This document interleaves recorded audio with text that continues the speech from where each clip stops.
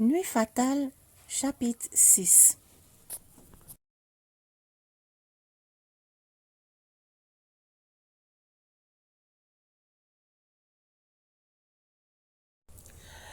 Nous voilà tous réunis ici pour la suite de notre passionnante histoire. Tout d'abord, j'aimerais vous présenter mes excuses pour le temps mis avant cette mise en ligne de cette partie, mais tout cela était indépendant de ma volonté. Ok, nous pouvons commencer. Après le dîner qui avait été une véritable réussite, Noëlla rangeait la cuisine avec Nathalie, une jeune fille guinéenne qui s'occupait du ménage de la grande propriété. Entre cette dernière et elle, le courant était passé. La jeune fille l'avait accueillie chaleureusement et l'aidait beaucoup dans l'accomplissement de son travail. Le teint sombre et les cheveux longs, elle était le reflet typique des filles de son pays. Elle terminait de nettoyer le sol lorsque Barbara entra dans la pièce. La fiancée de Roger avait de longs cheveux qu'elle avait teints en châtain et qui roulaient sur ses épaules. Son corps moulé, dans une robe en voile rouge, montrait des coupes sensuelles. Ses yeux morts dorés, aux reflets bleus, grâce aux lentilles de contact, ressemblaient à ceux d'un chat. Cette femme était l'image même d'une poupée de chiffon, sans aucune personnalité, songea Noëlla. Elle incarnait la modernité jusqu'au bout des ongles. Je suis sûre qu'elle ne s'est même pas fait cuire un œuf, se dit-elle. Elle marcha droit vers les deux employés qui s'étaient arrêtés de travailler et la regardaient. Les yeux bleus se posaient sur Nathalie, qu'elle gratifia d'un sourire placardé. « Va attendre dehors, Nathalie, ordonna-t-elle. Je dois discuter avec ta collègue. » Elle insista sur le dernier mot de manière insultante, histoire de la remettre à sa place. « Bien, madame, fit la pauvre fille en s'éloignant, la tête basse. Les prunelles mordorées se posaient enfin sur Noëlla. Elle ne contenait pas une trace d'amusement. Son regard avait un éclat malveillant. Celui de Noëlla se posa instinctivement sur les mains de la jeune femme, s'attendant plus ou moins à les voir se transformer en griffes, prêtes à lui lacérer le visage. « J'aimerais que tu m'écoutes attentivement et sans m'interrompre, commença-t-elle, parce que je ne me répéterai pas. Je vous écoute. Je t'ai aperçu dans les bras de mon fiancé, l'informa-t-elle le regard furibond. Je ne veux plus que cela se reproduise. C'est clair? Très clair, accepta Noëlla, se retenant de rire. Je te demanderai de faire le travail pour lequel on te paie et de rester à ta place si tu ne veux pas avoir d'ennui. Je ne sais pas si vous avez remarqué, lui expliqua Noëlla, mais c'est votre fiancé qui est venu vers moi.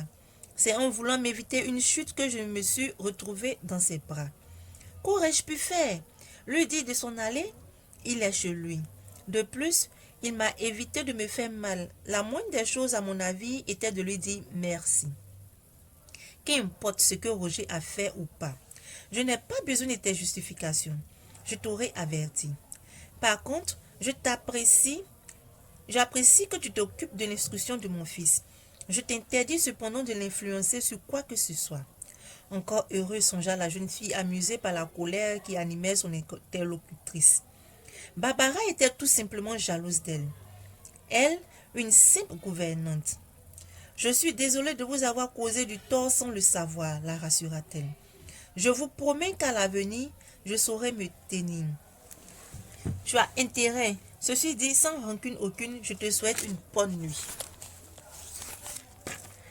Elle doit certainement penser le contraire, se dit Noëlla. Bonne nuit à vous aussi, madame. Barbara sortit de la pièce dans un fourre-four de voile, laissant derrière elle un nuage de parfum Chanel. Noëlla se laissa choir sur la chaise de la table à manger. Pourquoi cette femme lui avait-elle fait une pareille scène? Savait-elle quelque chose sur Roger et elle? Non, certainement pas. Sans quoi, elle aurait renvoyé illico. Je dois faire attention, se promit-elle en allant se coucher. Il y avait près d'un mois que Noëlla n'avait pas vu M. Samba. Grande fut sa joie lorsqu'il arriva. Bonjour, monsieur Samba, quel bonheur de vous voir. Bonjour, Noëlla, on dirait que je vous ai manqué. Et comment? Je suis content de voir que vous avez bonne mine. Alors, avez-vous trouvé votre place? J'en ai bien l'impression, répondit-elle souriante. C'est une bonne chose. Madame est-elle à la maison? Oui, je vais demander à Laurel de vous annoncer.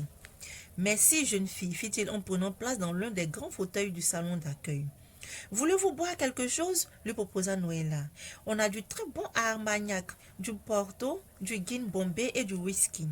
Le choix est vaste en effet, plaisanta-t-il. Je veux bien un verre de Porto. D'accord, acquiesça la jeune fille en sortant les verres du bar. Sec ou avec des glaçons? Sans glaçons, merci. Lorsqu'elle eut terminé le service, elle prit congé. Excusez-moi de vous abandonner, mais on a besoin de moi à la cuisine. Je vous en prie, faites donc, ne vous occupez pas de moi. Noëlla sourit chaleureusement et sortit de la pièce. Monsieur Samba était amoureux de Madame Ondoa. La jeune fille se demandait comment cette dernière ne s'en était pas encore rendue compte. Son amour pour elle était si évident. 1 heure plus tard, la jeune fille avait réussi à concocter un plat appétissant. Elle décida d'aller prendre un bain avant de servir le dîner.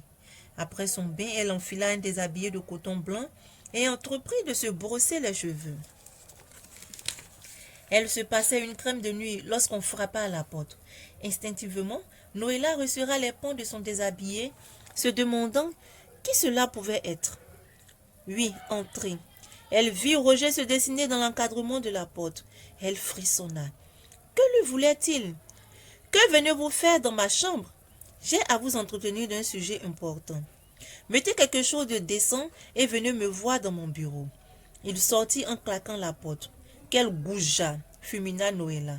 Se permettre de venir lui donner des ordres jusque dans sa chambre, de quoi s'agissait-il donc? Elle ôta son déshabillé et mit une grande robe toute simple. Devant la porte du bureau, elle hésita. Elle n'aimait pas l'idée de se retrouver seule avec Roger, enfermée dans cette pièce. Timidement, elle frappa un coup. Entrez, répondit une voix grave. La jeune fille poussa la porte et alla prendre place sur le siège en face du grand bureau. Vous vouliez me parler? Je vous écoute.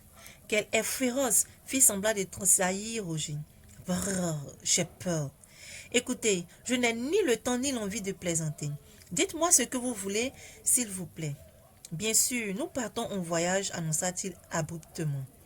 Nous, en voyage? Demanda-t-elle perplexe. Oui, en voyage. Mon fils, vous et moi allons nous envoler pour Pretoria. Pour y faire quoi?